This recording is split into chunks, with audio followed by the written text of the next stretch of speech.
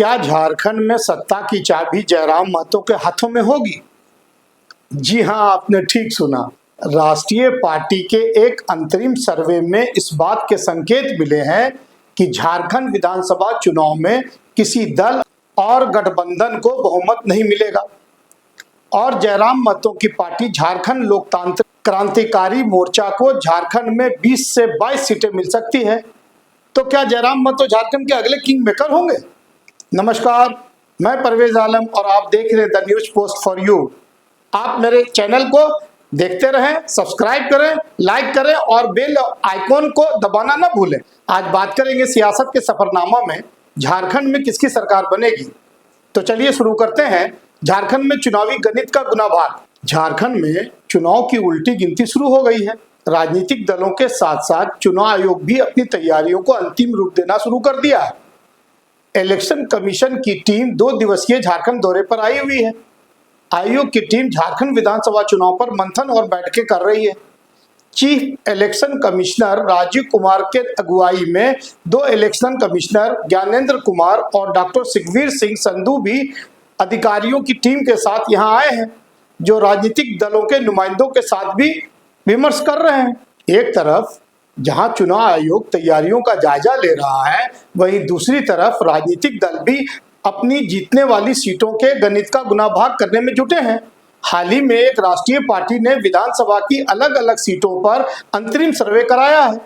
सर्वे करने वाली कंपनी का नाम वराहे एनालिटिक्स बताया जा रहा है।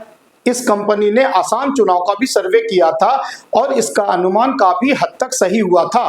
कहा जा रहा है कि वराहे एनालिटिक्स ने झारखंड में जो सर्वे किया है, उसमें किसी पार्टी और गठबंधन को पूर्ण बहुमत मिलने का संकेत नहीं दिया है।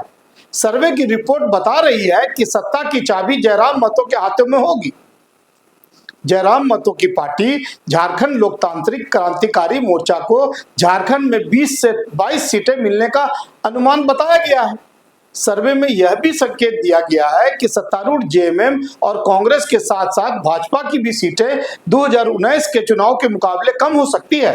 यही नहीं, सीएम के चेहरे के रूप में झारखंड के लोग जयराम महतो, कल्पना मुर्मू सोरेन और हेमंत सोरेन को पसंद कर रहे हैं। सर्वे में जब लोगों से पूछा गया कि झारखंड के अगले सीएम के रूप में आप किसे देखना पसंद करेंगे, तो लोगों की यही राय उभर कर सामने आई। बताया जा रहा है कि सर्वे रिपोर्ट ने भाजपा को बेचैन कर दिया है। समझा जा रहा है कि सर्वे रिपोर्ट के बाद ही झारखंड के भाजपा प्रभारी शिवराज सिंह चौहान ने हाल ही में रांची में पत्रकारों से कहा कि केंद्रीय कैबिनेट में झारखंड से एक कुर्मी महतो को जगह मिल सकती है। शिवराज सिंह चौहान ने सर्वे रिपोर्ट का भी जिक्र किया था। दरअसल झारखंड में आदिवासी के बाद कुर्मी मतदाताओं की आबादी सबसे ज्यादा है। जयराम महतो भी कुर्मी जाति से ही आते हैं। 2024 के लोकसभा चुनाव में भी कुर्मी मतदाताओं का भाजपा से अलगाव देखने को मिला था।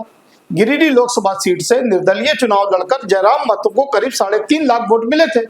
जयराम महतो की पार्टी से ही देवेंद्र महतो को रांची लोकसभा सीट पर करीब 1.5 लाख वोट मिला था। भाजपा के साथ साथ जेएमएम और कांग्रेस के लिए भी सर्वे में अच्छे संकेत नहीं मिले। इससे सत्तारूढ़ इंडिया ब्लॉक की भी रातों की नींद उड़ गई है। भाजपा जहां परिवर्तन यात्रा के जरिए 10 दिनों में 1 करोड़ लोगों तक पहुंचने का लक्ष्य तय किया है, वहीं जेएमएम भी मैया सम्मान यात्रा निकाल रही है। हेमंत सोरेन ने इस यात्रा की जिम्मेवारी अपनी पत्नी और गांडे के विधायक कल्पना सोरेन को सौंप दी है। कल्पना सोरेन की अगुवाई में यात्रा 23 सितंबर से शुरू हो रही है। झामुमो कार्यकर्ताओं को इस यात्रा में बढ़ चढ़कर हिस्सा लेने का निर्देश दिया गया है। कार्यकर्ताओं को योजना का आवेदन भरने में लोगों की मदद करने को भी कहा गया है। कहा गया है कि आम महिलाओं को सम्मान दिलाने में कोई चूक नहीं होनी चाहिए। इसके अलावा हेमंत सोरेन भी 3 प्रमंडलों के कार्यकर्ताओं के साथ समीक्षा बैठक भी करने वाले हैं। मैया सम्मान यात्रा का जिम्मा कल्पना को दिए जाने के पीछे इसी सर्वे रिपोर्ट के बारे में बताया जा रहा है। सर्वे में कल्पना सोरेन को भी लोग खूब पसंद कर रहे हैं। भाजपा कह रही है कि जेएमएम ने मध्य प्रदेश के लाडली बहना योजना की नकल करने की कोशिश की है। भाजपा के लिए मैया सम्मान योजना भी बड़ी परेशानी का सबब बना हुआ है। इसलिए भाजपा बार बार कहती है कि जेएमएम उनकी पार्टी की योजनाओं की नकल कर रही है। भाजपा को एमपी में लाडली बहना योजना से दोबारा सत्ता मिली थी, क्योंकि महिलाओं ने भाजपा के पक्ष में जमकर मतदान किया था। झारखंड में भी भाजपा को यही डर सता रहा है। झारखंड में अभी तक कांग्रेस के लिए कोई अच्छी खबर नहीं है। कांग्रेस पूरी तरह से हेमंत सोरेन के कामों पर ही आश्रित है। वह भी मैया सम्मान योजना को अपनी सकारात्मक ऊर्जा बता रही है, सबसे बड़ी उपलब्धि बता रही है। हाँ, कांग्रेस ने कुर्मी मतदाताओं को रिझाने के लिए यहाँ नेतृत्व परिवर्तन किया है और कमलेश को पार्टी का जिम्मा सौंपा है। कमलेश भी कुर्मी जाति से आते हैं। पार्टी की कमान संभालते ही कमलेश हेमंत सोरेन से पिछड़ा कल्याण मंत्रालय बनाने की मांग कर दी थी। कुल मिलाकर कह सकते हैं कि झारखंड के सत्ता की चाबी कुर्मी जाति के मतदाताओं के हाथों में होगी। तो क्या जयराम महतो झारखंड के अगले किंग मेकर होंगे? अब देखना है कि झारखंड के लोग सत्ता किसे सौंपते हैं। अभी तक के लिए इतना ही। नमस्कार, जोहार।